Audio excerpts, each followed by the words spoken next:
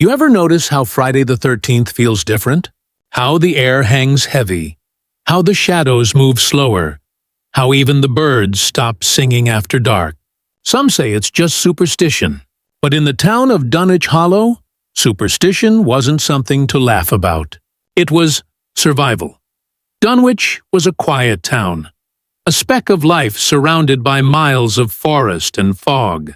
The kind of place where everyone knew each other's names, but no one knew each other's secrets, and that was fine. Until this year's Friday the 13th rolled around. This one was different. The story begins with Ethan Cross, a 28-year-old local radio host. He wasn't the superstitious type. He ran a late-night broadcast on 107.9 FM, The Hollow Hour, where he told ghost stories sent in by listeners. Half entertainment, half urban legend collector. That Friday, his inbox was flooded. Every message carried the same subject line: "Do not broadcast tonight." Ethan thought it was a prank. The whole Friday the 13th curse joke was a running gag around Dunwich. But there was something unnerving about the number of warnings. 17 emails, all from different names, all sent within the same hour, all written in the same style. He read one aloud during his prep. "If you speak on air tonight, the dead will answer.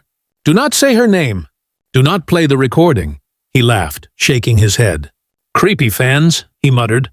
But a part of him, some old instinct buried deep in his bones, felt a chill. Still, the show must go on. At 11:57 p.m., Ethan adjusted his mic and checked the old clock on the studio wall. The red light flickered to life. "Good evening, Hollow listeners. This is Ethan Cross, and you're tuned in to the Hollow Hour. Tonight's theme? Friday the 13th, the unluckiest night of the year. Or maybe the night that remembers us." Outside, the town slept. The fog rolled down from the hills like ghostly fingers reaching through the streets.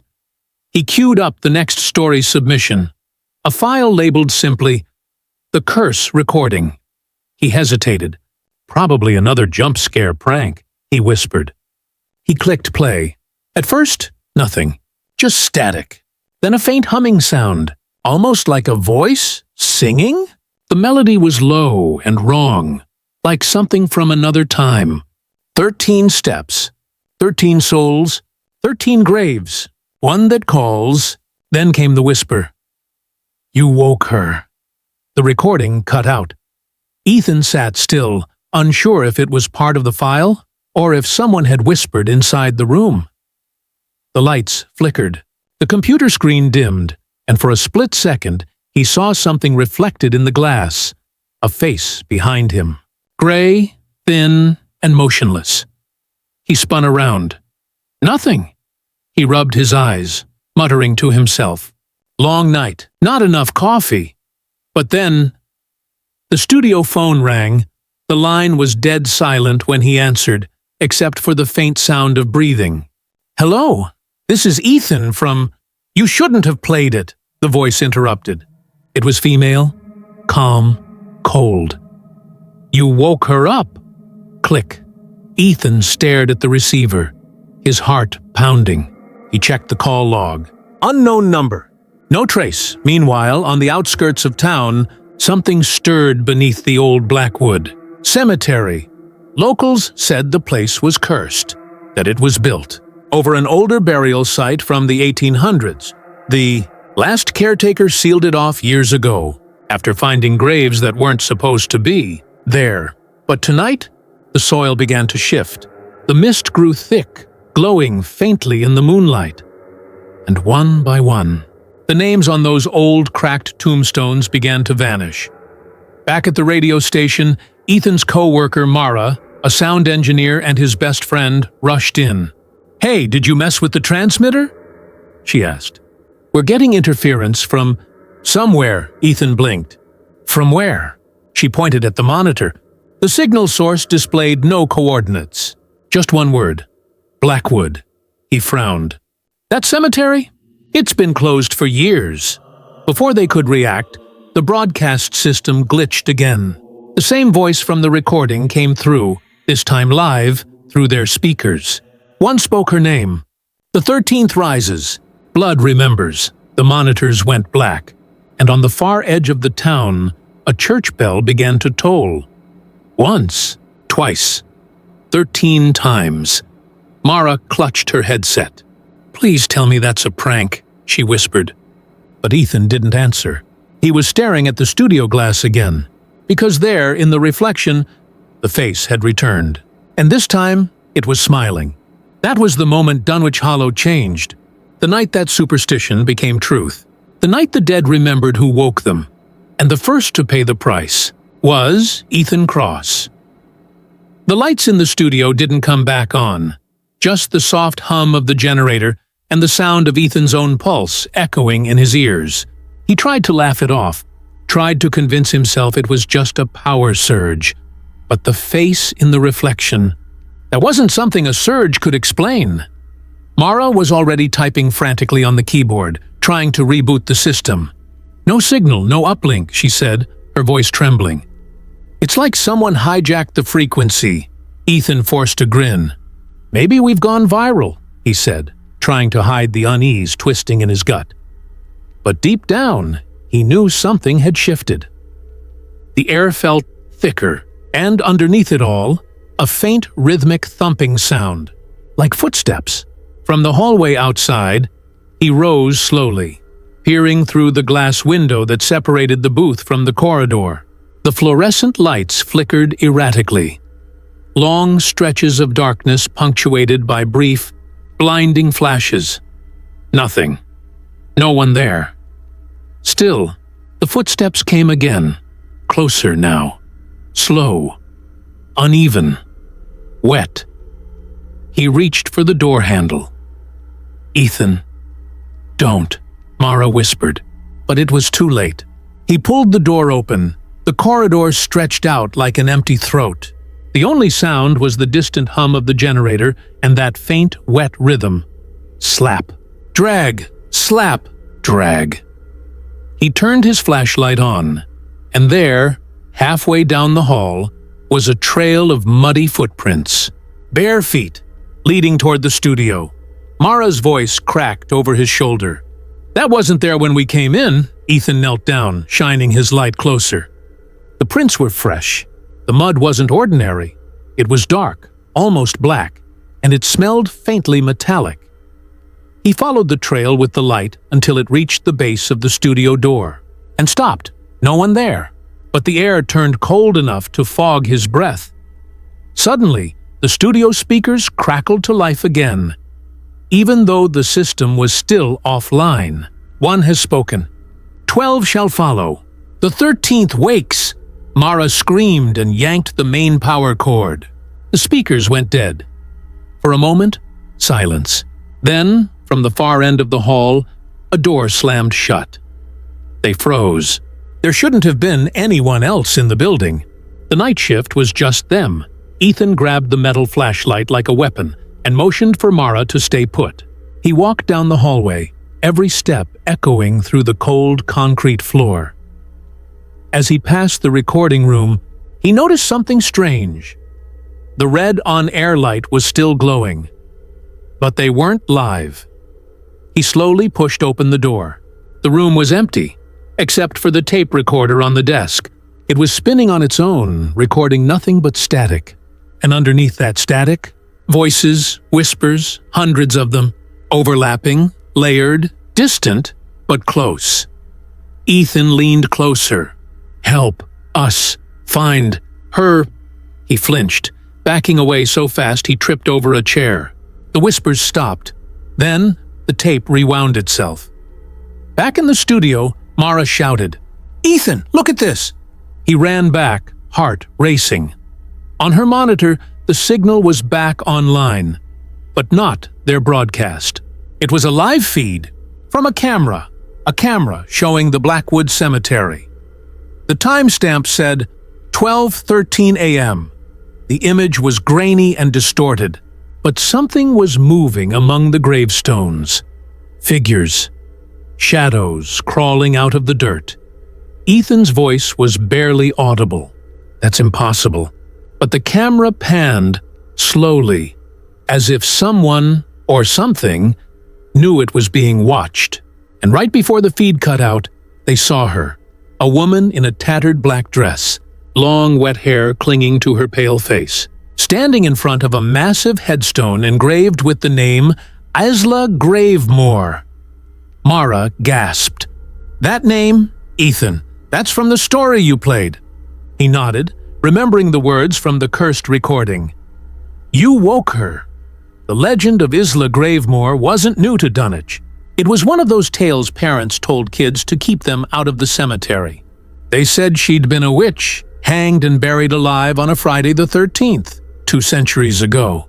They said she cursed the town with her dying breath. "When 13 years pass, I'll rise for 13 souls." No one ever believed it. Until now, the lights flickered again. Ethan felt his stomach twist. Mara's phone buzzed on the console. She picked it up. Unknown number. "Don't," Ethan warned. But she answered anyway. She froze, eyes wide. On speaker, the voice was faint, but unmistakable. He played the 13th song. "She's coming through." Then the line went dead. Ethan stared at the mic. Coming through what?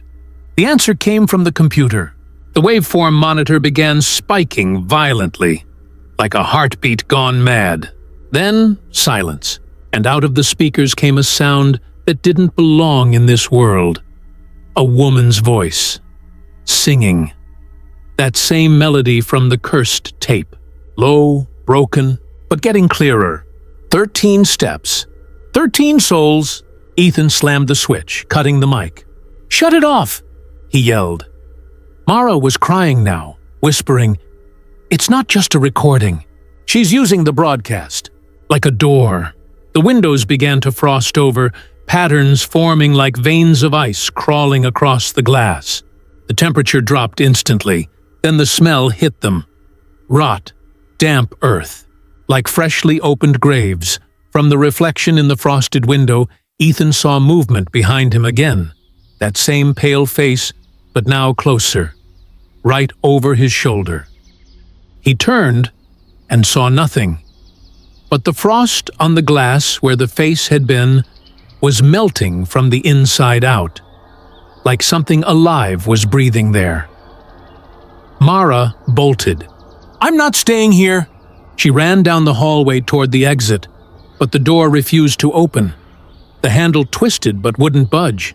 Ethan ran to help, but stopped dead in his tracks. On the glass door, fogged from the cold, words were scrawled from the other side. 13.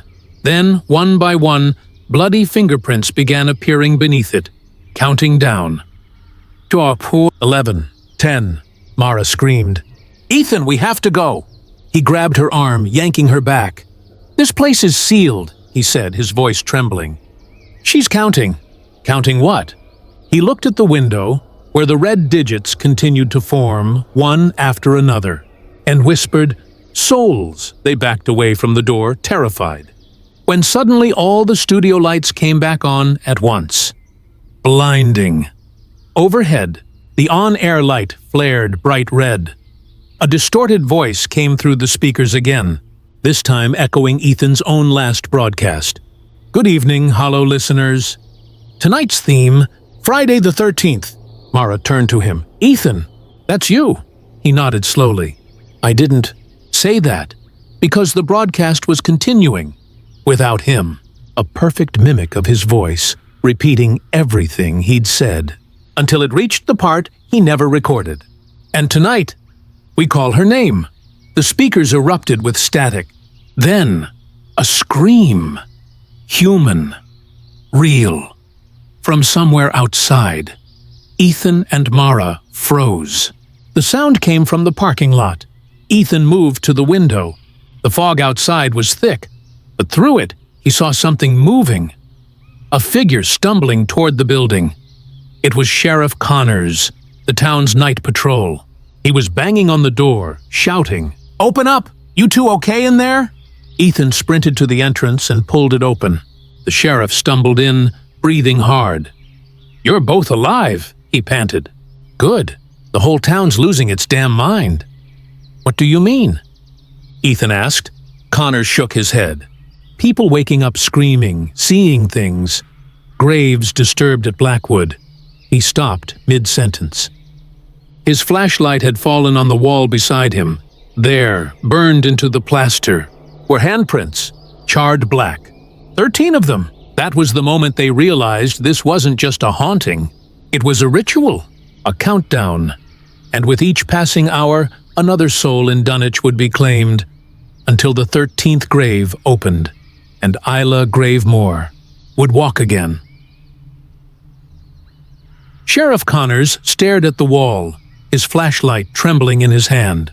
The charred handprints were unmistakably human, each one pressed deep into the plaster as if burned by invisible fire. 13 of them, he whispered. Mara backed away. "That's the same number she's counting." Ethan's mind raced. "Connors, you said the graves were disturbed?" "Yeah," the sheriff replied, voice low. "About an hour ago. Calls came in from folks living near Blackwood. Said the ground was moving. Thought it was an earthquake at first. But then they started hearing singing." Ethan's stomach dropped. He knew the song. He'd heard it on the recording. Connors continued. "By the time we got there, the fog was thick as soup. Graves cracked open. Tombstones split. Looked like something clawed its way out." He paused. Bodies were gone. Mara pressed a hand to her mouth. "Oh, God." Ethan swallowed hard. "Sheriff, that voice on the broadcast. It's not human. It's using the airwaves somehow." Connors frowned. "Airwaves?" "Yeah," Ethan said. "She's feeding through the signal. Every time we go on air, it gets stronger. That's how she's counting. Each listener becomes a mark." Connors stared at him. "You're saying your broadcast is what's doing this?" "I didn't know," Ethan whispered. "I swear, I didn't know." Outside, thunder rolled across the valley. The storm had arrived, and with it came a sharp crack of lightning that split the dark horizon. The radio static flared again, and through it came a faint child's voice. "She's almost here." Connors drew his gun. "All right, both of you stay close. We're heading to the station. We'll shut down your transmitter manually and figure this out." But before he could take a step, every emergency alarm in the building began to blare. Fire, power, transmission, all systems failing. The lights flickered red, and on every monitor, words began to appear. "Souls remain." The sheriff cursed and motioned for them to move. They burst out into the storm, rain pelting down like shards of glass. The radio tower loomed in the distance, its red beacon blinking through the fog. Halfway there, Mara stopped dead. "Do you hear that?" They all froze. Through the howling wind came another sound, faint, rhythmic, almost melodic, the same eerie tune from the tape. It wasn't coming from the tower. It was coming from the forest. Connors gritted his teeth. "We don't have time for ghost songs. Move!" But Ethan couldn't help looking toward the trees. In the flashes of lightning, he saw silhouettes, a dozen of them, standing motionless between the trunks, all facing the same direction, all facing him. "Connors?" "I see 'em," the sheriff muttered, raising his flashlight. "Probably kids screwing around." Then the beam hit one of the figures. The light passed straight through. It wasn't a person. It was hollow. They reached the base of the tower. The generator cabin stood half-sunken in mud. Connors yanked the door open and waved them inside. The hum of the backup power filled the small space. He pointed at the main control panel. "You said it's using the signal. Kill the broadcast here." Ethan ran to the console and began flipping switches, but the dials wouldn't move. It was locked, remotely. Mara leaned over his shoulder. "Try the master frequency override." He typed in his access code. The screen flickered, then displayed, "Access denied. Signal in use." "In use by what?" Connors asked. Before Ethan could answer, the radio beside the console crackled to life. Static. Then a voice that wasn't his own. "You took her voice once. Now she takes yours." Every speaker in the cabin screamed at once. High-pitched feedback that sent Mara to her knees, clutching her ears. The glass in the control room shattered outward. Connors fired his gun at the radio, and the sound stopped. Smoke filled the air. Ethan's ears rang. When the ringing faded, he realized something. Mara wasn't moving. She was staring straight ahead, eyes wide, pupils blown black. "Mara?" Ethan knelt beside her. She whispered something, voice trembling. "She's behind you." Ethan turned. For a heartbeat, he saw her again. The woman from the grave. Her wet hair hung over her face, her skin a gray shade of rot, eyes empty and weeping soil. She stood inches from him, her hand outstretched. He stumbled back, but Connors didn't see her. To him, Ethan was flinching at thin air. "Ethan!" Connors shouted. But when he looked back, the figure was gone. Only a faint black smear remained on the wall where she'd stood. The mark of another hand. Souls remain. They piled back into the sheriff's cruiser. Connors sped down the flooded road toward town. Lightning illuminated the forest around them, shapes moving between the trees, walking in jerky, unnatural patterns. Mara sat in the back seat, trembling. "She touched me." Ethan turned around. "Where?" She showed him her wrist. The skin was gray, veins darkening like ink spreading under the surface. Connors glanced in the mirror. "Jesus Christ!" "She's marking me," Mara said quietly. "I'm one of them now," Ethan shook his head. "No, we'll stop this. We'll shut her out somehow." Connors gripped the wheel tighter. "I've seen some weird things in this town, but nothing like this. You better start talking, Cross. What do you know about that witch?" Ethan hesitated. "My grandmother used to tell stories about her. Isla Gravemoor was accused of necromancy, raising the dead. They said she cursed the people who betrayed her, the Blackwoods, the founding families. But my grandmother always said there was something missing from the story, that Isla wasn't killed for witchcraft. She was killed for revenge." "Revenge for what?" Connors asked. Ethan stared out the window at the passing trees. "For what they did to her child?" Mara's voice was barely audible. "Her child?" Ethan nodded. "The records say she had a daughter. The townsfolk burned her alive before they hung Isla. That's what broke her. That's what made her swear the curse. She promised to rise when 13 descendants of the founding families were alive again. 13 lives to balance 13 deaths." Connors frowned. "You're saying we're her targets?" "I don't know," Ethan admitted. "But if it's tied to bloodlines, then yes. Anyone connected to the founders." Mara whispered, "That's half the town." The sheriff cursed under his breath. "We'll get everyone to the church. Reinforced stone, high ground. Maybe it'll hold." But as the cruiser neared the edge of town, Ethan noticed something horrifying through the rain-smeared windshield. Every streetlight was out. Every house was dark. And in the middle of Main Street, the fog swirled around figures, still and silent, like statues. Connors slowed the car. What in God's name? Then one of the figures turned its head. It wasn't human. Its eyes glowed faintly red, its jaw unhinged, dripping black water. And behind it, more were coming. Dozens. Hundreds. Mara screamed. "Drive!" Connors slammed the gas, but the engine roared and sputtered. The car shook violently as something slammed against the hood, a pale hand smearing mud across the windshield. Ethan grabbed the sheriff's radio. "This is Ethan Cross. Anyone on this frequency—" A distorted voice cut him off. "You still speak?" But not for long. The car's headlights exploded. The world outside vanished into pitch black.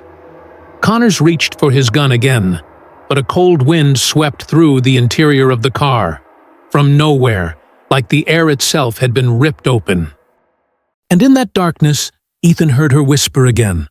"Blood remembers." Then the windshield cracked. From the inside, Connors lost control. The cruiser spun out, slamming into a ditch. Airbags deployed. Everything went silent. except for the rain. When Ethan came to, the sheriff was slumped over the wheel, motionless. Mara was gone. He crawled out of the wreckage, bleeding from his forehead, calling her name. "Mara, where are you?" The only answer was the faint hum of the radio still running in the dashboard. The channel was open, and through the static came a voice, his own voice. "Part 3, it said. "The curse spreads," Ethan froze. "What?" the voice continued. "You can't run from your blood, Ethan. You're her last descendant." His stomach dropped. He stared at the radio, realization hitting like lightning. That was the missing piece. The reason the signal had found him. The reason the curse began. The moment he pressed play.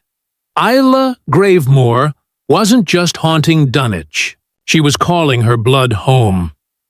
Ethan stumbled through the rain-soaked mud, every breath burning his lungs. The sheriff's cruiser smoldered behind him in the ditch, the headlights dimming like dying eyes. The air was thick with mist, and somewhere beyond the trees, a woman's voice kept humming that cursed tune. He had no idea which way the town was anymore. The fog swallowed the road whole. His flashlight flickered as if something unseen was draining its power. "Mara!" he shouted again, but his voice was devoured by the storm. A faint echo answered, not from ahead, but from every direction at once. The sound of his own name bouncing back, twisted, as if the forest itself were whispering. He pressed on, following a sliver of light up ahead. It was the church steeple, barely visible through the fog. The bell tower loomed like a spine in the dark sky. If Connors had been right, that was where the survivors would be. Inside St. Bridget's Church, the air reeked of candle wax and fear. Dozens of townspeople huddled in the pews, faces pale, eyes darting to the boarded windows. Father Morgan, an old man with a trembling voice, stood at the altar clutching a cross like a weapon. When Ethan burst through the doors, everyone jumped. "It's him," someone whispered. "The radio man," Morgan hurried over. "Son, you're alive." The sheriff said, "He's gone." Ethan interrupted. "They're coming. Everyone needs to stay quiet." The priest swallowed hard. "We've been hearing things outside, singing, then scratching at the doors." Ethan looked around the room. 13 candles burned at the altar, arranged in a perfect circle. "Who set those up?" he asked. Morgan frowned. "I did. Old protection right. 13 flames for 13 souls." Ethan's stomach twisted. "You shouldn't have done that." "Why?" the priest asked. "Because that's her number." The church went silent. The moment he spoke, a gust of wind slammed against the doors. The flames flickered wildly, shadows stretching long and thin across the walls. From outside came the sound of soft, rhythmic footsteps. Slap! Drag! Slap! Drag! The dead were here. Ethan moved toward the doors, gripping one of the iron candlesticks as a weapon. "Everyone stay back," he said. "Don't answer if you hear your name." "What does that mean?" a woman cried. "It means she'll try to trick you," he said. "She'll sound like someone you know." Then 3 slow knocks. "Ethan." A voice, soft, trembling, female. It was Mara's. He froze. The sound came from just beyond the door. "Let me in," the voice pleaded. "She's coming, please." He knew that tone. He knew it was her. But something inside him screamed, "Don't open it." "Mara?" he said. The voice softened. "You left me." Everyone watched him, breathless. Father Morgan whispered a prayer. Ethan gripped the door handle, his heart slamming in his chest. Then he noticed the bottom edge of the door. Dark liquid seeping under it. Thick. Black. He backed away. "That's not her." The voice on the other side changed. Lower now, colder. "You carry her blood, Ethan. You can't keep her out." The wood groaned as something pressed against it from outside. A hand-shaped bulge formed in the panels, long fingers, nails scratching through. Suddenly, glass shattered. One of the side windows exploded inward. and something crashed through. A body, half decayed, wearing a tattered sheriff's uniform. Connor's.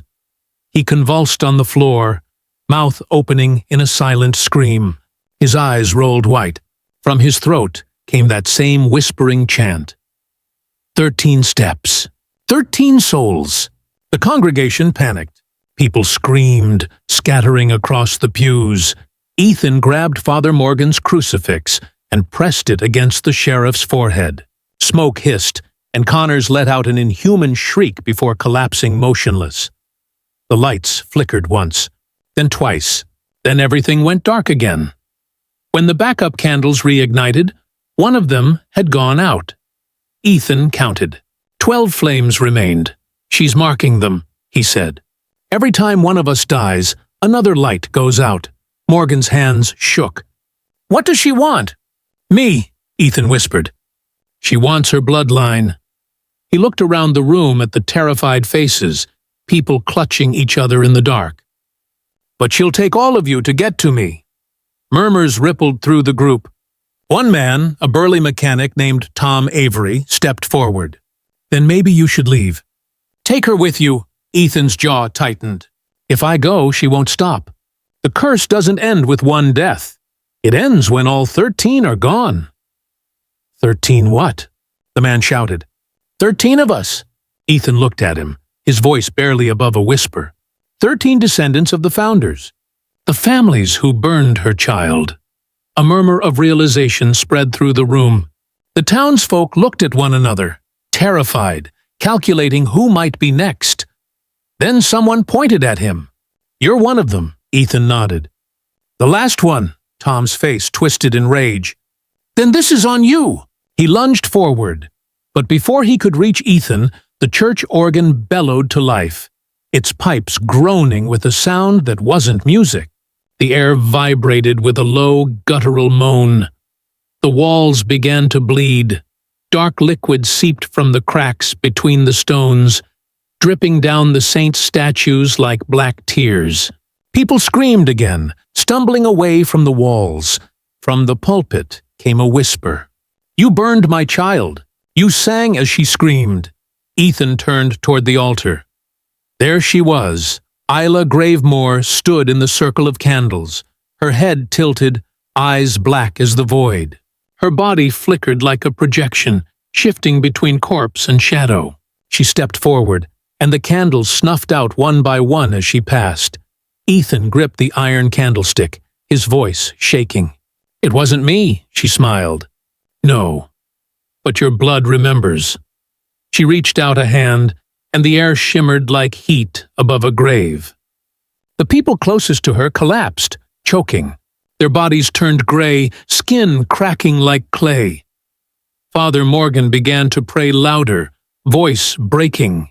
"Deliver us from—" The prayer cut off with a wet gasp. When Ethan turned, the priest was on his knees, throat slit by an invisible blade. Another candle went out. 11. Ethan grabbed the fallen crucifix and shoved it into his pocket. He turned to the survivors. "Everyone, down the tunnel!" "The what?" Tom shouted. Ethan pointed behind the altar. "There's an old passage under the church. It leads to the catacombs. Go." They hesitated, but the ceiling cracked with a thunderous groan, dust falling like ash. That was enough. People rushed toward the trapdoor while Ethan stayed behind, facing Isla. "You don't have to do this," he said. "You're punishing the wrong people." She tilted her head, eyes glowing faintly. "You think I don't know who you are?" "I know your voice, the one who called me back." Ethan's throat tightened. "I didn't mean to." "But you did," she whispered. "You carried my words on your tongue. You opened the 13th grave." She moved closer, her presence freezing the air. Ethan could feel his heartbeat slowing, like ice spreading through his veins. Then, faintly, he heard a voice behind him. Mara's voice. "Ethan, run!" He turned toward the tunnel entrance, and there she was, half in shadow, hand outstretched. Alive, or at least, she looked alive. He ran toward her, but when he reached her side, The illusion shattered. Her eyes were hollow pits. Her skin had gone the color of wet clay. She smiled softly. "She promised I'd see you again." Ethan stumbled back. "Mara, no. She says the blood can end it," she murmured. "But it has to be given willingly." Before he could react, she grabbed his wrist and pressed his hand against her chest. "Give it to her," she whispered. He tried to pull away, but her grip was inhumanly strong. The cold from her body seeped into his arm.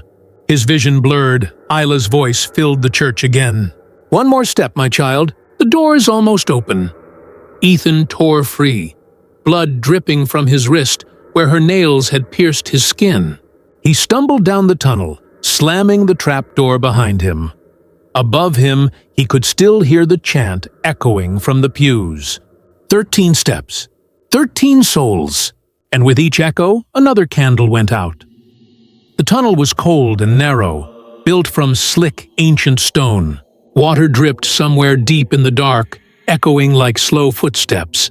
Ethan's flashlight flickered as he moved, the beam trembling across carved walls marked with strange symbols, witch sigils, burnt into the rock itself. Behind him, the muffled screams from the church faded, until there was nothing left but silence. He was alone. He didn't dare look back. The passage sloped downward, winding deeper beneath the hill. The air grew heavy with the stench of decay, like wet soil and rotting flowers. When he finally reached a fork, he paused to catch his breath. To his left, silence. To his right, something whispered, a child's voice. "This way, Ethan." He froze. The light trembled again, weaker now. "Who's there?" The whisper came again, closer this time. "You found my mother's grave." He tightened his grip on the flashlight. "You're the girl, Isla's daughter."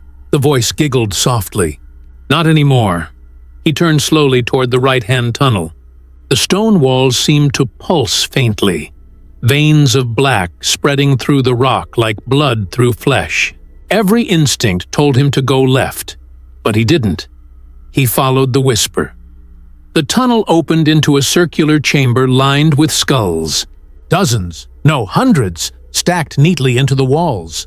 Some were ancient, others disturbingly fresh. In the center of the room stood a well. The stones around it were slick with black residue, and carved above its rim were words in Latin. "Sanguinem aperit, et sanguis claudit." Ethan knelt, tracing the letters with shaking fingers. "Blood opens it, and blood closes it." That phrase again. He'd read it in the sheriff's notes, in the old journal he'd found. The 13th ritual, the one they never finished. He shone the light into the well, but it didn't reach the bottom. Just a darkness so thick it looked solid. Then something moved down there. A slow, rippling shape, like liquid crawling up the walls. He stumbled back, heart hammering. The whisper returned, now from behind him. "You shouldn't have come here." He spun, the light catching a figure standing at the tunnel mouth. Mara. Her skin was pale, almost translucent now, veins like dark branches beneath the surface. But her eyes were her own, still soft, still hers. "Ethan," she whispered. "She's inside me. She won't let me rest." He stepped closer, lowering the light. "We can fight her." "There has to be a way to break it." "She says there is," Mara murmured. "The blood of the last one. Yours." He hesitated. "If she kills me, she wins," Mara smiled faintly. "She doesn't want to kill you, Ethan. She wants to live through you." A sound rose from the well, like air being sucked through wet earth. Then came a low, gurgling moan. The skulls in the walls began to vibrate, dust falling from their empty sockets. One cracked open, and something black oozed out, the air filled with whispers. 13 steps. 13 souls. One door. Mara clutched her head, crying out. "She's coming." "Ethan, you have to leave!" He grabbed her shoulders. "Not without you!" Her eyes snapped open, and they weren't hers anymore. They were bottomless pits of black flame. "Then you'll stay forever," she said, her voice layered, hers and Isla's together. She lunged at him. Ethan barely dodged, dropping the flashlight. It rolled across the floor, spinning wildly, casting flashes of light as he and Mara struggled. Her strength was unnatural. She slammed him against the wall, fingers digging into his throat. He tried to reach for the crucifix in his pocket, but she pinned his arm. Her face was inches from his, her breath freezing his skin. "You carry her blood," she hissed. "Let me finish what they started." In one desperate motion, Ethan twisted his wrist free and pressed the crucifix against her cheek. Smoke hissed. She screamed, not in pain, but fury, and stumbled back, clutching her face. Her skin blistered, and for an instant he saw Isla's visage flicker through her, eyes burning like candles, mouth twisted into a grin. Then she collapsed, motionless. Ethan knelt beside her, panting. "Mara!" Her chest rose and fell slowly. Still alive. He picked up the flashlight and turned toward the well again. The liquid inside now pulsed like a heartbeat, rising higher. He realized, with mounting horror, that it wasn't water. It was blood, dark, ancient, and alive. Footsteps echoed in the distance, heavy ones. He aimed the light toward the tunnel. A figure appeared. Tom Avery, the mechanic, covered in dust and sweat. "Jesus," Tom gasped. "You're alive?" "I thought, where are the others?" Ethan asked. Tom shook his head. "Dead. She got him." "Everyone but me." He limped closer, glancing at the well. "What the hell is that?" "The door," Ethan said quietly. "She's using it to come through," Tom frowned. "Then we close it." Ethan nodded. "It needs blood." Tom's eyes hardened. "Then use mine." Before Ethan could stop him, Tom pulled a knife from his belt and slashed his palm. Blood dripped onto the stone rim, hissing as it touched the surface. The whispers intensified, echoing through the chamber. "Not his blood. Yours." The floor trembled. Tom screamed as black tendrils shot out of the well, wrapping around his arms and dragging him forward. Ethan grabbed him, pulling with all his strength, but the tendrils were stronger. They dragged Tom halfway over the edge before he looked back, eyes wide with terror. "Don't let her take me, man! Don't—" Then he was gone, yanked into the darkness. His scream echoed for a long time, then faded into nothing. Ethan fell back, shaking. The well was still again, but now it was full. The liquid inside glowed faintly red, swirling as if something beneath it was stirring. A shape began to rise, feminine, skeletal, draped in tattered robes. Her face formed from blood and bone. Isla Gravemoor. She emerged from the well without a ripple, her feet not touching the ground. Her voice filled the chamber, calm and terrible. "You brought my blood home." Ethan raised the crucifix. "You were betrayed, but not by me. By your kind," she whispered. "By the blood that burned my child. It flows in your veins. The circle will end with you." She lifted a hand. The crucifix bent in Ethan's grip, metal, shrieking. He dropped it, clutching his wrist as pain shot up his arm. Mara stirred behind him, gasping weakly. Isla turned toward her and smiled. "My daughter," she murmured. "Your body serves me well," Mara groaned. "Please, stop!" "Soon, child," Isla said. "When the 13th dies, I'll make you whole again."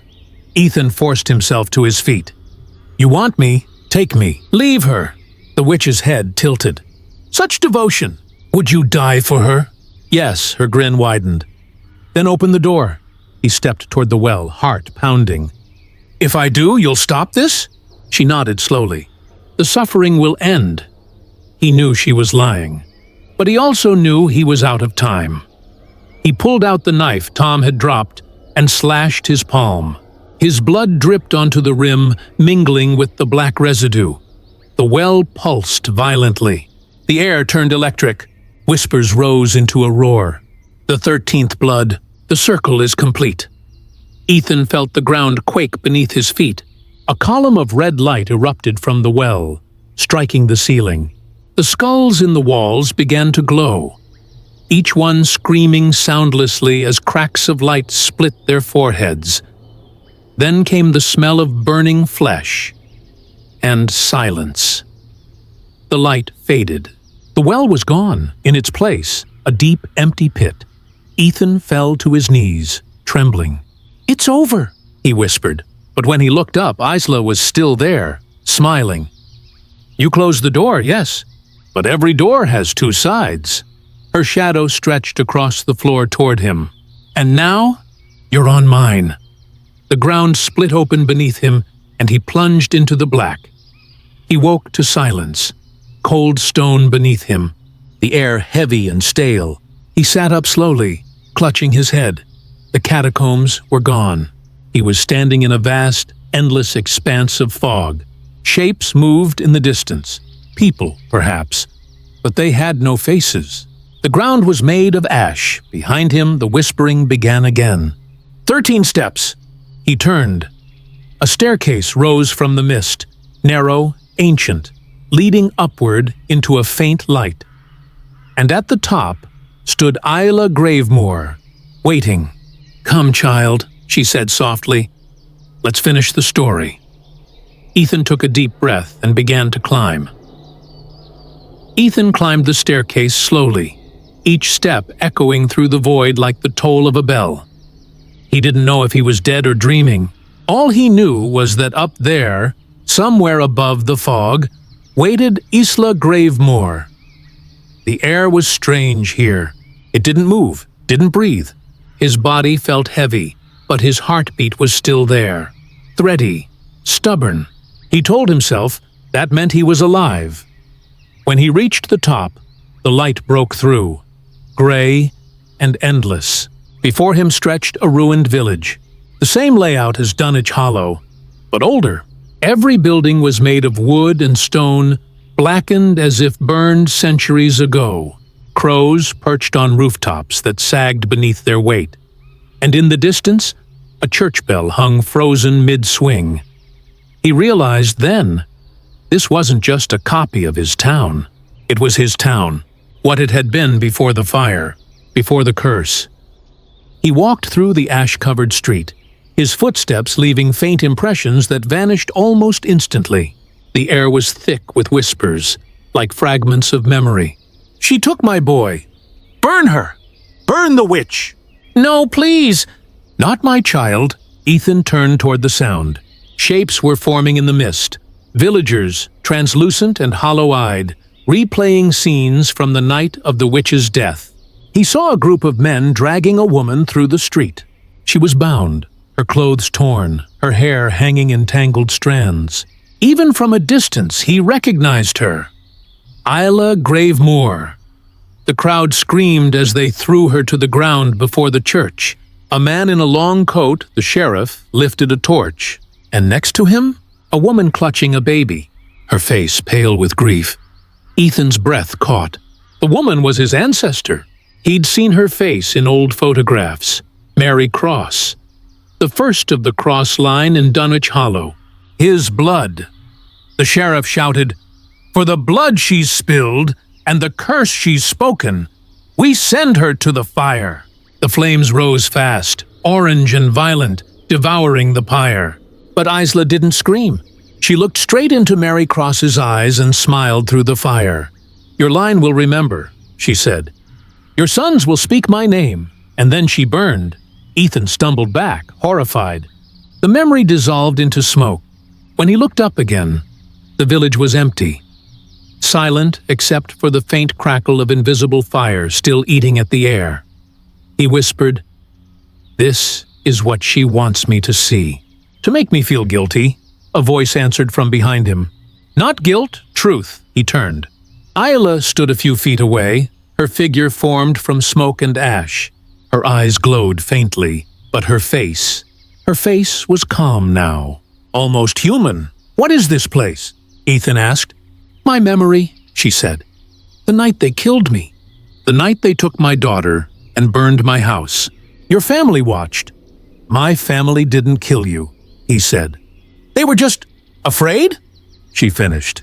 Yes, fear is the oldest sin. She stepped closer, her presence cold and heavy. The crossblood carried the fire. Each generation forgot the curse, but it never forgot them. You felt it, didn't you? The pull to the grave, the whisper in your dreams. He remembered the nightmares, how he'd always dreamed of a well, of hands reaching up through water. He thought they were just stress, guilt, imagination. But now he understood. He had been hearing her calling all his life. He clenched his fists. You want revenge on the living, but it's been centuries. Everyone who hurt you is gone. Not gone, Isla said softly. They are dust beneath your feet. You walk on their graves every day. Their blood made your town, built your house, filled your lungs. You are them. She reached out a hand, and the world shifted again. Ethan blinked. Suddenly, he was standing inside the burned church. The same church from the vision, but untouched now, pristine. The candles were lit, and at the altar stood 13 figures in robes. Each one turned slowly, revealing hollow faces. Isla's voice echoed through the space. The 13 who betrayed me. The 13 who sealed me here. Only one remains unclaimed. She looked at him. You, the robed figures began to move, circling him. Their eyes glowed faintly blue. Souls bound to her will. He backed away until he hit the altar. Why me? He shouted. Why not take someone else? Because only your blood can end it, she whispered. Open the 13th Gate, Ethan Cross. Finish what they started. The floor beneath him split open, revealing the well again, this time bottomless, stretching into eternity. A faint red glow pulsed from within. He felt something pulling him forward, like gravity inverted. He fought it, but the pull was stronger. Whispers filled his head. One step for each sin, one step for each name. He looked down. The steps appeared in front of him, carved from bone, descending into the red glow. He descended. Step 1. His mother's voice, crying his name. Step 2. The sound of Mara's laughter. Step 3. The echo of the town bell.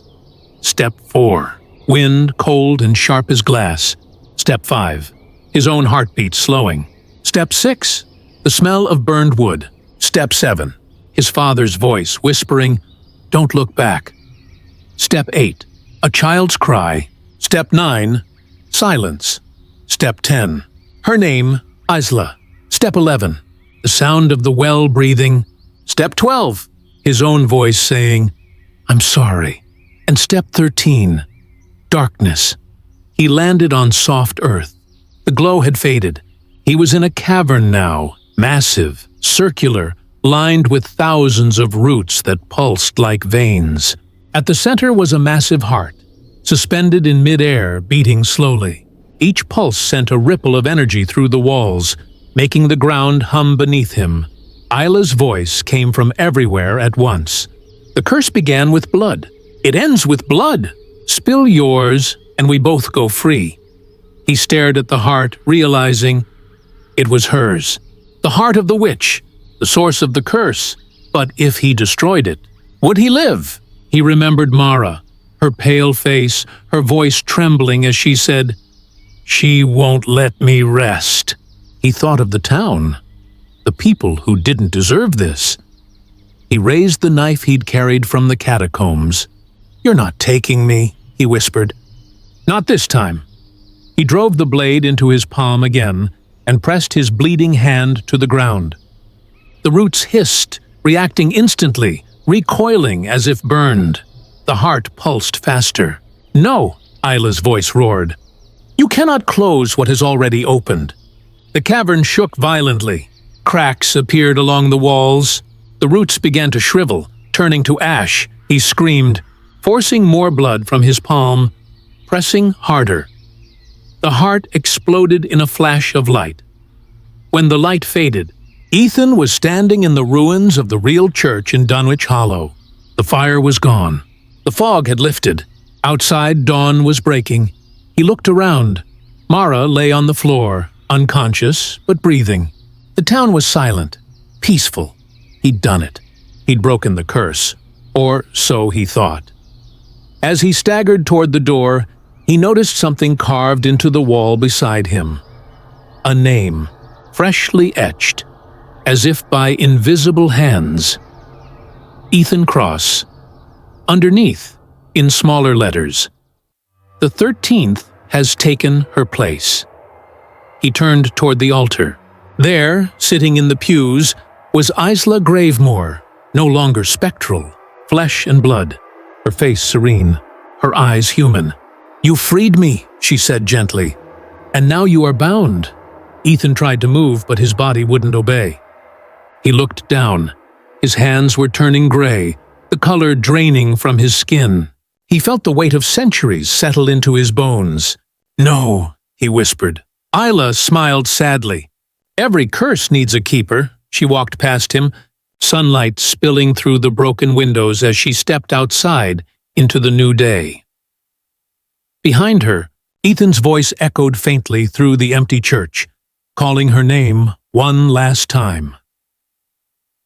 Morning broke over Dunwich Hollow, but it was a dawn unlike any other.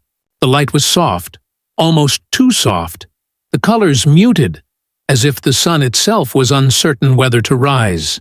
A new calm had settled over the town. The fires had gone out. The screaming had stopped, and the fog that had blanketed the streets for days was finally gone. But the silence that replaced it wasn't peace. It was waiting. At the edge of town, by the crumbling remains of Gravemoor Cemetery, a woman stood barefoot in the grass. Her dress, though simple, looked as though it belonged to another century. Her long black hair fell over her shoulders like dark water. Her name was Isla Gravemoor, alive again, in flesh, breath, and blood. She raised a hand to the morning light, studying the warmth on her skin. After centuries of cold, it almost hurt to feel it. She smiled faintly. The world smelled of earth and ash, of rebirth. Behind her, the graves that once whispered her name were now still. Their rest, finally earned. "The debt is paid," she whispered. "The 13th holds the gate." Meanwhile, the town below was waking up to confusion. The fire trucks stood idle by the station. The old church was still standing, blackened but intact. And those who'd survived the chaos of the night before could barely remember what they had seen. Sheriff Miller, one of the few left who hadn't lost his mind, stared at the report on his desk. 3 dead. No trace of the others. Broadcast equipment melted. He rubbed his temples. "No explanation," the deputy muttered. "Maybe it was gas leaks. Or lightning." Miller grunted. "Lightning doesn't whisper people's names." And then the radio crackled. "This is the Hollow Hour. Welcome back, listeners." The sheriff froze. That voice. It was Ethan Cross. "Tonight, we talk about silence. About what happens when the dead stop screaming and start listening." The deputy's face went pale. "Didn't Cross—" "Yeah," Miller said quietly. "He's dead." The radio continued, Ethan's voice calm and steady, though distorted by faint static. "Some say the dead can't speak, but maybe they just needed a better signal." The sheriff reached for the power dial and turned the radio off, but the voice didn't stop. "You can turn the dial, Sheriff." "But I'm still here." The deputy backed away, eyes wide. "Jesus Christ." Miller stood slowly. "It's not him. It's something else." That night, as the town settled into uneasy quiet, Isla Gravemoor walked through the streets like she belonged there. And in a strange way, she did. The people she passed didn't look twice. They smiled politely, nodded, said hello. Their minds couldn't register what she truly was. She moved like a memory, slipping through the cracks of disbelief.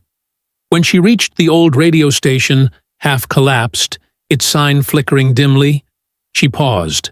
The Hollow Hour, 107.9 FM inside, the studio was dark. Dust floated in the air like ash, the faint scent of burnt wires lingering. And yet, The on-air sign was glowing. She pushed open the door. The microphone was still there, the chair still warm, and on the console, a small streak of dried blood. "Ethan's. You held your end," she murmured. "Now hold the gate." She sat down before the microphone and adjusted the dials. The static cleared immediately. "You took my place," came Ethan's voice, quiet, distant, as if coming from deep underground. "You were born to it," Isla replied softly. "Your blood called me back. You closed the door behind me. Someone must keep it shut." "And if it opens again?" Isla smiled faintly. "Then I'll come back for you," the microphone hissed.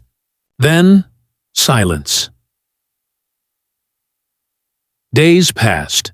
To the outside world, Dunwich Hollow seemed normal again. The police wrote off the disappearances as accidents. The news never made it past the county line. And the few who remembered what really happened didn't speak about it, but every night at exactly 12:13 a.m., a strange broadcast filled the air. It played on every radio in town, old or new, broken or not. Always the same voice, Ethan's voice. "Good evening, Hollow listeners. This is Ethan Cross, speaking to you from nowhere and everywhere. If you're hearing this, it means you're still alive. For now." Then came the sound of faint footsteps, echoing from far away. "13 of them!" Then the whisper, "She's walking again." Mara woke one night to that very sound. She'd been staying in a motel just outside Dunwich, trying to convince herself none of it had been real. But the broadcast wouldn't let her go. She turned on the radio. It was there, every night, every time. This time, however, the voice sounded different, closer. "Mara," she froze. He was saying her name. "It's not over. She's building something. She's using me." The lights flickered. The air turned cold. And then, for a single heartbeat, she saw him. Reflected in the motel mirror behind her, Ethan Cross. Pale, hollow-eyed, standing in the shadows. He reached toward her through the glass. Don't let her finish the circle. The mirror cracked. His image vanished. Mara grabbed her bag and ran into the night. Back in town, Isla had begun her quiet work. She wasn't burning anyone. She wasn't screaming curses. She was building. The townsfolk didn't question her sudden appearance. They welcomed her, in fact. She opened a small shop, Gravemoor Herbs and Remedies, and somehow everyone trusted her instantly. She healed wounds that shouldn't heal, cured fevers that shouldn't break. The mayor called her a miracle. But those who went to her came back different, calmer, quieter, their eyes just a little too still. By midsummer, nearly half the town had been to see her, and every night, at 12:13, the broadcast grew louder. One afternoon, Isla stood in her shop, watching the people pass by through the window. Children laughed, couples strolled hand in hand, and beneath it all, she could feel it. The dead, restless, calling to her. The 13th door pulsing faintly beneath the soil of Dunwich Hollow. "Soon," she whispered, "when the circle turns again." At the same time, miles away, Mara arrived at the ruins of the church where it all began. She carried the old crucifix Ethan had used, its edges scorched, but still intact. The carvings on the wall, his name, the 13th, were still fresh. She knelt and whispered, "I know you can hear me." For a moment, only silence. Then the faint hum of static. Her phone, though it had no service, lit up on its own. A single line of text appeared. "Find the book," she frowned. "What book?" The reply came instantly. "The Blackwood Ledger." Then the phone went dead. Mara looked up, determination in her eyes. If Ethan was trapped, she'd find a way to bring him back, or destroy whatever held him there. But deep beneath the earth, under layers of stone and bone, something ancient stirred, something older than Isla, older than Dunwich itself, and it whispered Ethan's name. The road out of Dunwich Hollow wound like a scar through the forest. Branches leaned inward, crowding the cracked asphalt as if the woods were trying to swallow it whole. Mara drove in silence, her headlights cutting through the mist, her knuckles white against the steering wheel. Every so often, she glanced at the crucifix on the passenger seat, the one Ethan had held before he vanished. It was blackened, warped, but warm to the touch, as if it carried a heartbeat of its own. And every time she closed her eyes, she heard that faint whisper, "Find the book." She didn't know what the Blackwood Ledger was, but she knew it was old, something predating even the witch burnings of 1693. She'd scoured online archives, county records, even church registries. Nothing. Not a single mention of it. But she did find one name, buried deep in an old surveyor's document. Blackwood Manor. A place that, according to every map she could find, no longer existed.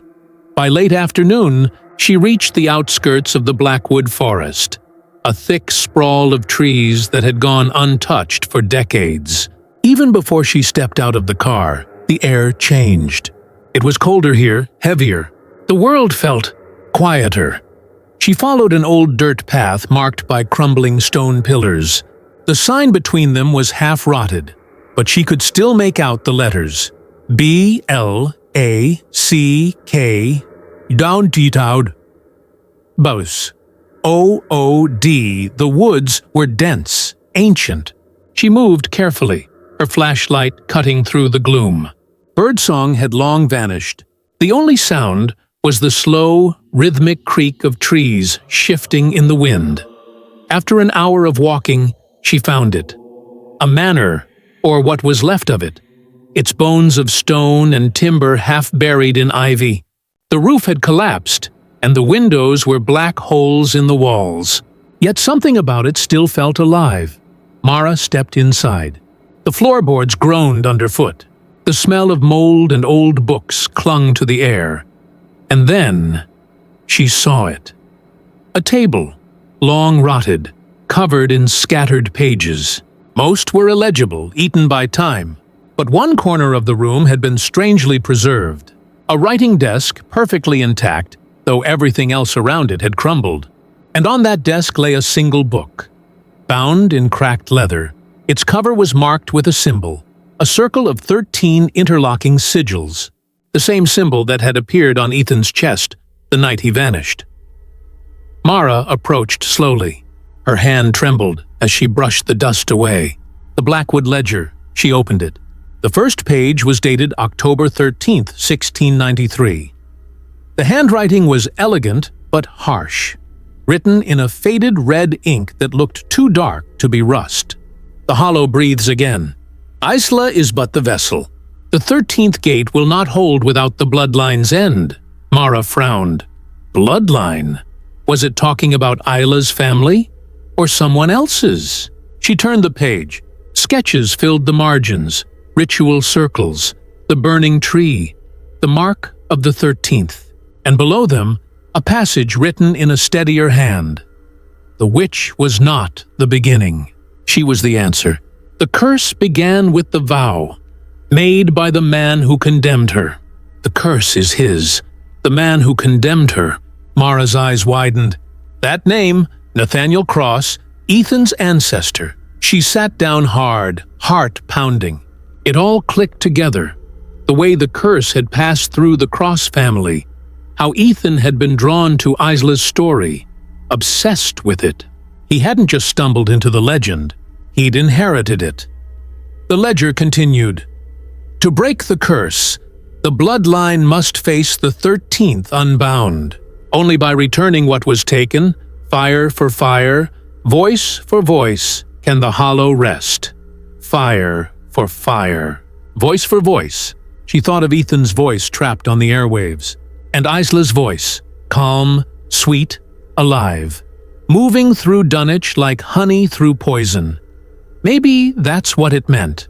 Isla had stolen his voice, his essence, to anchor herself to the living world. If Mara could reverse it, she might free him. But there was one more line, written in a darker shade. When the hollow hour strikes again, she will speak through 13 tongues. If the circle completes, the dead will not rise, they will walk. Outside, the forest rustled, not from wind, something else, something moving. Mara closed the ledger and turned toward the door, holding the crucifix tight. The woods had gone silent again, too silent. Then she saw it, a faint orange glow flickering between the trees. At first, she thought it was fireflies. Then she realized it was lanterns. Figures were moving through the forest, slowly, methodically. Each carried an old-fashioned lantern that burned with an unnatural flame, cold and gold at once. Their faces were pale, blank, their eyes milky white, and each one of them whispered the same words: 13, 13, 13. Mara ducked behind the fallen staircase, heart hammering. The figures moved like sleepwalkers, their steps in perfect unison. She counted them. 13. They stopped outside the manor. As one, they lifted their lanterns toward the doorway, and from somewhere beyond them, a voice carried through the air, smooth, quiet, and unmistakable. "You found the ledger, Mara." Isla Gravemoor stepped into the clearing. Her black dress shimmered like smoke, her hair flowing as if underwater. "I was hoping you would." Mara clenched the crucifix tighter. "What do you want from me?" "You're the last piece," Isla smiled faintly. "You have crossblood on your hands. His life ties mine to this world, and only through you can I make it whole again." "You already took him." "Not enough. The gate demands balance. His voice is mine, yes, but the hollow wants more than words. It wants a vessel." "Then take me," Mara said. "If it ends this," Isla tilted her head. "Oh, it will end something." "But not the way you think." The lantern-bearers began to chant softly, low, rhythmic, almost like a lullaby. The trees themselves seemed to sway with the sound. The ground trembled beneath Mara's feet. She took a step back toward the desk. The ledger lay open again, though she hadn't touched it. The ink on the page was glowing faintly red, forming new words as she watched. When the 13th tongue speaks, silence must answer. She didn't know what that meant until she heard it. The voice, Ethan's voice. "Mara, don't speak. Don't answer her. Please." It came from all around her, woven through the air. Isla's expression darkened. "He still clings to you. Pathetic." Mara's throat tightened. "Let him go." "Why would I?" Isla whispered. "He gave himself willingly. His curiosity was the key. His death opened the gate." "Then maybe mine can close it." Mara raised the crucifix. The metal burned against her skin, but she held it firm. A light burst from it, white, searing, silent. The lantern-bearers screamed as their flames snuffed out one by one. Isla shrieked, her form rippling like water under heat. "Fool! You think faith can unmake what was forged in blood?" But Mara wasn't praying. She was reading. "When the 13th tongue speaks," she gasped, flipping the ledger open to the glowing page. "Silence must answer." The world stilled. Isla froze mid-step. The chant stopped. Even the wind ceased. And then, from the radio tower far away in Dunwich, a sound echoed through every frequency at once. A scream and static and whisper all in one. Ethan's voice, breaking through the static for the last time. "This is the hollow hour. Signing off." The manor exploded with light. When Mara opened her eyes again, she was lying on the forest floor. The ledger was gone. The crucifix lay beside her, cracked. And Isla was nowhere to be found, but the forest was alive again. Birds were singing. The mist had lifted. For the first time in what felt like forever, the hollow was silent. She stood shakily and looked toward town. The sun was rising, and in the faint glow of morning, she saw a single figure walking the road back toward Dunwich. Barefoot, hair black as ink, Isla Gravemoor, smiling. Dunwich Hollow had changed. The air was still, unnaturally so, like the whole town had fallen into a trance. Streetlights flickered in broad daylight. Children played in the park without laughter, their eyes distant, movements mechanical. The once bustling main street looked alive but wrong. Too alive. Every face wore a smile. Every voice spoke in the same gentle rhythm. And all of them, everyone, hummed a low, steady tune. The same tune Isla Gravemoor had hummed in her cell the night before they burned her. Mara parked her car at the town's edge, unsure if she'd even made it back to the real world. The sun hung too low for morning, too pale for afternoon. She'd driven through miles of forest that shouldn't exist on any map. The crucifix lay broken on the passenger seat. Its once bright metal was now dull, cold, lifeless. The ledger was gone. The forest had swallowed it, but she could still feel its pull. A soft pressure, like a heartbeat in the air, coming from beneath the ground. The 13th Gate wasn't just a myth. It was real, and it was opening. She walked through town in silence. No one greeted her. No one looked her way. Then she saw the shop. Gravemoor Herbs and Remedies. The windows glowed faintly gold. Inside, Isla stood behind the counter, speaking softly to a customer. The woman before her smiled blankly as Isla placed a small vial of black liquid into her hands. When the customer turned to leave, Mara caught a glimpse of her face. Her pupils were gone. Her eyes were pure white. Mara stepped inside. The bell above the door chimed, but Isla didn't look up right away. When she finally did, her smile was calm, gentle. "You look tired," Isla said. "The woods can be cruel to those who wander alone." "You know why I'm here?" "Yes." Isla's tone softened. "Because you still don't understand." She gestured to the shelves around them. Jars, candles, bundles of herbs that shimmered faintly in the dim light. "They come to me, Mara, broken, sick, lost, and I make them whole. What I give them is peace." "You're hollowing them out," Mara hissed. "You're taking what makes them human." "Humanity?" Isla chuckled. "You mean pain, fear, the endless noise of regret and grief? I take that away. They asked for it. They always do." Mara's hand trembled as she reached for her bag. Inside, she still carried a scrap of the Blackwood ledger, a page she hadn't realized she'd torn free in the chaos. She pulled it out and slammed it onto the counter. The ink flared red. "You're not saving them," she said. "You're feeding the gate. The more souls you quiet, the wider it opens." Isla's smile faltered for the first time, then slowly returned. Maybe that's what's meant to happen. The lights flickered. Outside, the people of Dunwich Hollow stopped moving. Every head turned toward the shop window in eerie unison. Dozens of eyes, white, blank, stared through the glass. And together, they began to hum. Low, steady, rhythmic, a pulse that made the walls tremble. Isla closed her eyes and whispered, "Do you hear it, Mara? The heartbeat of the hollow. The gate is calling. Then I'll close it." "You can't. It's not yours to close." "Maybe not."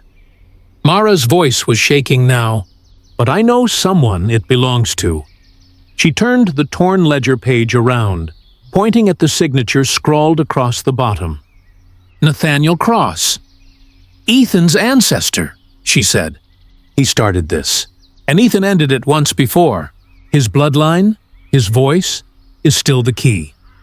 His voice belongs to me. Then maybe I'll take it back." Mara reached for the radio on the counter. It was an old model, dusty, cracked, but it hummed faintly with static. She twisted the dial. For a moment, there was only noise. Then, Ethan's voice. "Mara?" Her breath caught.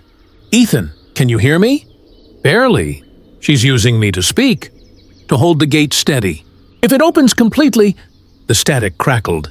Isla's eyes darkened. "He doesn't belong to you." "Maybe not," Mara said. But he doesn't belong to you either. She grabbed the radio and slammed it against the counter, shattering it. The static screamed like a living thing. Isla staggered back, clutching her chest. "What are you doing?" Breaking the signal, the air turned black. The shop windows burst inward as the hum from outside rose to a deafening roar. People collapsed in the streets, convulsing, their eyes rolling back as white smoke poured from their mouths, flowing toward the shop, toward Isla. "They're coming home," Isla whispered. "The Hollow welcomes its children." The floor split open beneath her feet. Beneath the tiles, Mara saw it. A circle of fire, 13 sigils glowing in perfect harmony. The 13th Gate, and in the center of it, a shape, a vast shifting darkness, like a storm cloud filled with faces. The dead, all of them. "Ethan!" Mara screamed. The static answered. "I'm here, but not for long. You have to finish it." "How?" "The ledger. The last line. Read it." She looked down at the torn page. The ink had changed again, words forming beneath the old ones. "When the 13th gate yawns wide, the voice must return to the vessel of fire." "The vessel," she whispered. "The crucifix." It was still cracked, but glowing faintly now, burning from the inside. She picked it up, holding it over the fiery circle. "Ethan," she said softly. "Come back." The radio static turned into a scream, not one of pain, but release. A surge of white light burst from the crucifix, arcing across the room and striking Isla square in the chest. She screamed, her voice splitting into many, 13 tones, discordant and inhuman. Her body convulsed, flickering like a broken projection. "You can't take him! You can't!" Her words cut off. The light consumed her. When it faded, Isla was gone. Only ashes remained. The floor sealed itself with a hiss, the sigils fading one by one. The hum outside died instantly. The people collapsed, then slowly began to stir, their eyes clear once more. It was over, or so Mara thought. She looked down at the crucifix. It was whole again, warm in her hand, and from within it came a faint, familiar whisper. "Mara! Ethan! You did it! You closed the gate." She smiled through tears. "Then come back, please." A pause. "I can't. Someone has to keep it shut. The Hollow needs a voice to hold it still." Her heart sank. "No, it's okay. It's quiet now." Static faded into silence. The radio behind the counter flickered, then died. Mara sank to her knees, clutching the crucifix to her chest. Outside, the morning light broke through the clouds. The town of Dunwich Hollow took its first breath in centuries. For days afterward, the townspeople rebuilt what had burned. They didn't remember everything that had happened, but some things they felt, deep down. The church bell rang again. The fog never returned. And on Friday the 13th, a week later, at exactly 12:13 a.m., one final broadcast played over the airwaves. "Good evening, Hollow listeners. This is Ethan Cross. If you're hearing this, the gate is closed. Sleep well." Then, silence. Mara stood on the edge of the forest, holding the crucifix. The wind rustled softly through the trees. For the first time in a long time, it didn't sound like whispers. It just sounded like wind. She turned to leave, and behind her, faintly, came a voice she didn't expect. "See you next Friday." She froze. Turned slowly. The forest was empty. But on the ground before her, written in the dirt in delicate looping script, were two words: The Hollow. The town of Dunwich Hollow was quiet. Too quiet. The air carried the scent of wet earth and soot. But there were no fires, no cries, no whispering from the fog. Children played in the streets. The church bells rang on the hour. Everything seemed normal. Mara walked through the town square, crucifix clutched in her hand. The sky was gray, streaked with clouds that promised rain. Her shoulders were tight, her muscles sore, but the weight in her chest, the constant pull of dread, had lifted. For the first time in days, she felt safe. But safety, she realized, was an illusion. As she passed the old Gravemoor shop, she noticed something unusual. The window was cracked, though she was certain she had left it whole. And faintly, almost imperceptibly, the faint smell of smoke lingered. She stepped closer. The door creaked open with a nudge. Inside, everything looked untouched. The shelves were lined with herbs and bottles, as if Isla had never been destroyed. Then she heard it. A whisper, soft, from the back of the shop. "Mara!" Her heart skipped. She spun around. Empty. "Mara!" This time, it came from the floor. The tiles beneath her feet shivered like water. The faint pulse beneath her toes, steady, slow, like a heartbeat. The 13th Gate. It was still there, buried beneath the town. Even after all she had done, it had not fully closed. She knelt and pressed her hand to the floor. Cold, damp, alive. The whisper grew louder. "Open, open, open." At the same time, miles away, in the heart of Dunwich Hollow forest, a faint flicker of light appeared. A figure stood there, tall, thin, wrapped in black. No face, just the presence of something watching. The wind carried a single word through the trees. Next. Mara realized the truth. Ethan had held the gate. He had sacrificed his freedom to keep the Hollow from consuming the town. She had won a battle, but not the war. The Hollow never slept. It never died, and Friday the 13th wasn't a date. It was a signal, a reminder, a summons. That night, she returned to the ruins of Blackwood Manor. The sky was overcast, the air thick with fog. The ground beneath the manor pulsed faintly. Something deep underground stirred. The Blackwood ledger was gone, but Mara carried its knowledge in her mind. She whispered the final incantation written on the torn page, the words trembling on her lips. 13th Gate. Silence bind. Hollow sleep, in bloodline confined. The ground quaked. The roots beneath the manor writhed and snapped like snakes. A cold wind erupted from the earth, spinning into a funnel of mist. Then, silence. The gate had shifted, but not vanished.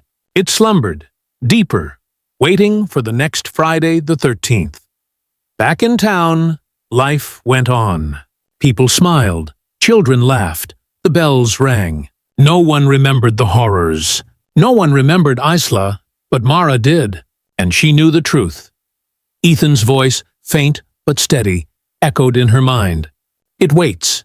We all wait." She shivered and held the crucifix tight. It glowed faintly, a beacon, a warning.